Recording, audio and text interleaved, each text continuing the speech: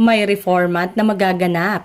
Naging laman ng paksa sa showbiz update ni na OG Diaz, Mamaloy at Josa Poco ang hinggil sa di umano'y nabalitaan nilang nagbawas ng female co-host si Willie Revillame sa kanyang programang Will to Win.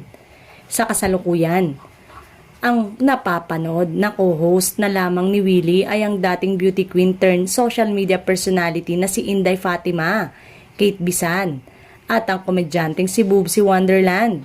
Marami rin ang napapatanong kung ano ang kahihinatnan ng dating It's Showtime online host na sina Anna Ramsey at Viva artist Cindy Miranda.